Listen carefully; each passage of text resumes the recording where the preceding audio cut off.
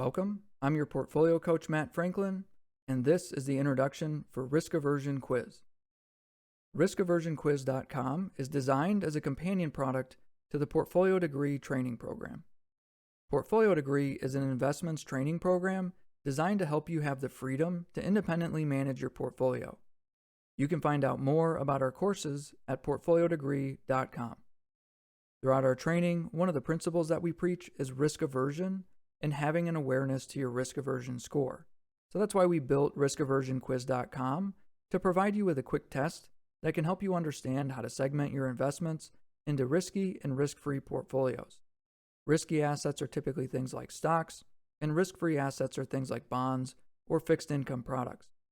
How you divide up your portfolio is based on how much risk you're willing to take on, so we provide you with a test as a way to help you find that balance for your portfolio. If you want to find out more, navigate on over to the Learn More section, and over here we show you a couple snapshots of our portfolio degree lessons on risk aversion, and we give you a brief description to help you understand the basic concepts. We also have the different risk profiles, and you can find out more information about the scoring behind the exam and how we arrive at the risky and risk-free balances. And if you navigate all the way down from here, you can select the button that says Take the Quiz, and this will navigate you over to the quiz where you can begin taking it. Before I let you go, I just wanted to take a moment to walk you through the quiz and give you some perspective on some of these questions. So while talking you through this, it'll take me a couple minutes, but when you do it, it should be a little bit quicker. So reading from the top, it just says, in the below scenarios, you'll be given an update about an investment. You can then decide to sell, to do nothing, or to buy more. So starting with question number 1, it says here, you recently purchased an investment that immediately lost more than 20% of its value. So what would you do in this situation? Well, for me, I might wait a day or two to see if the price recovers, but ultimately I'm probably going to sell. The other thing that you're going to want to do in this situation is try to take a look at things like their annual reports and their press releases to see if there's something going on in their business that was planned or didn't work out, because you're going to want to understand if this is a temporary problem that will likely get corrected, or if this is something that's going to persist and last into the future. Question number 2. This weekend you were at a local market and your favorite perishable food was on sale. You only wanted 2 servings, but it's half off. So what do you do in this situation? Well, if it's me, I'm definitely a planner. I'm going to go ahead and do nothing, and I'm going to do exactly what I thought I was going to do when I come in. For you, because it's perishable food and it's on sale, maybe your decision is to sell, to not even do the purchase that you came in for because it's perishable and it's on sale. But from the same respect, maybe you came in with your family, and by having them with you, now you're not just going to get 2, you're actually going to end up with 6 because they all see that it's on sale and all of them want one. So, you can see how some of these questions are very situational based. I'm just talking you through a few of them so you can understand the things that I think about when I'm answering these questions. Question number 3. A company you like and invest in decides to purchase a company whose products or business practices you don't like. So what do you do in this situation? Well, if it's me, I'm probably likely to either do nothing or to sell. Especially if it's a company that I don't appreciate or like their business practices, I might just walk away from it at that instance. It might be a very profitable thing for the organization itself, which if that's all you care about and you just want price growth or a dividend, then maybe you want to buy more at that particular instance. But for me, I'm a little more risk averse. I'm going to go ahead and stay away from that, and I'm going to sell. Question number 4. Houses in your neighborhood are up for sale at a price below what you paid. What do you do in this situation? Well, for me, I'm not a property investor. I just own the house that I live in. So for me, I'm probably going to do nothing over the short term because I don't know why necessarily the prices came down. It could be economics. It could be that a large portion of the neighborhood has flipped from being an owned neighborhood to being a rented neighborhood. Maybe you have some new neighbors that moved in that are very loud that are causing others to sell and move out of the neighborhood. I don't know. Every situation is a little bit different. For me, I'm going to go ahead and do nothing. Question number 5. A company you invest in announces that they are purchasing a company in a totally unrelated industry. So what would you do in this situation? Depending on what the company has announced and made public, in this instance, I might actually buy more because I'm kind of curious to see why they're buying a company in an unrelated industry. There's a variety of reasons that companies engage in mergers, but sometimes they're thinking about future products or products that they're developing, and they're looking for good partners. So it's possible that, instead of developing their own product, maybe they're deciding to purchase a company in an unrelated industry or what appears to be unrelated to me today and might be something that's very advantageous for them in the future, which is why I'm leaning more towards buy more. They probably know something that I don't, but with their annual reports and their press releases, you should be able to kind of comb through all of that and determine why they're purchasing this company. Question number 6.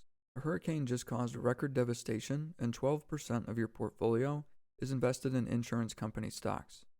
What would you do in this situation? Personally, I'm going to sell. I'm going to get out of there. Don't get me wrong, insurance companies can be highly profitable, and they sell a lot of products that you could certainly consider for your risk-free portfolio, like fixed income annuities. Essentially, what insurance companies do is actually a lot like what you're learning to do in this program, which is learning to minimize risk and maximize your outcomes. They do have a lot of wonderful services, but as an investment, it's just not for me, and if they've had an event, I'm going to sell. Question number 7. One of your investments announces that it's selling off one of the core components of its business to a competitor. So what would you do in this situation? Well, for me, I'm going to do nothing. What they're probably trying to do is maximize their profitability, and maybe the competitor is a little bit better positioned for that particular product or that particular industry in order to grow that product and be more profitable. But the core of what I'm thinking through is that the company that's selling off that piece of the business is trying to get more focused on a particular product and grow the profitability there. So I'm going to do nothing because I want to see what the outcome is going to be in that situation, and hopefully it's favorable and I get to ride that wave of favorability. Question number 8. Your favorite company announces it missed its earnings expectations. The stock immediately drops 4%. What would you do in this situation? Well, for me, they're my favorite company. So I'm probably going to do nothing. I'm probably going to ride it out and see if they can regain that 4% and overcome the earnings miss.